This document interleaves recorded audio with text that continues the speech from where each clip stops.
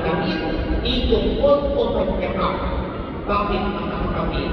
Kasi po, bilang alagad ng Diyos, bilang tagasunod ng ating Panginoon Kristo, bilang isinuto ng ating Panginoon Jesus upang ipalagalan ang kanyang salita, wala tayong ibang aasahan kundi ang Diyos. Dependence on God alone.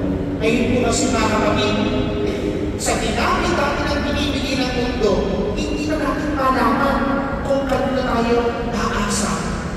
Sa dinamit natin binibigay sa ating biyaya, sa dinamit natin ng mga advancement ng mundo, makakalimutan na natin tumawag sa Diyos.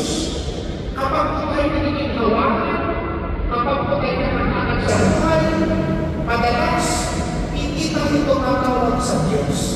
Pero kapag tayo naninilaman, kapag po tayo walang-wala, kapag wala na tayo mapuntahan, sino ang makipuntahan? Si Jesus, ang ating Panginoon. Pero mga kapatid, ituturuan tayo ng mabuting balita na walang tayong ibang aasahan, nalapitan, pupuntahan, hihingan, kundi ang Diyos. Minsan, kung sino pa yung mga hinihingan natin, ito ba yung mga kurakot at pagkanakaw? Huwag ang hihingi ko, madadamay na. Pero kung ang Diyos ang hihingan mo, wala kang liability, wala kang pag-aasala.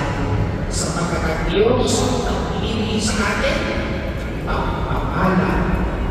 Kaya mga kapatid, ang mga taong umaasa sa Diyos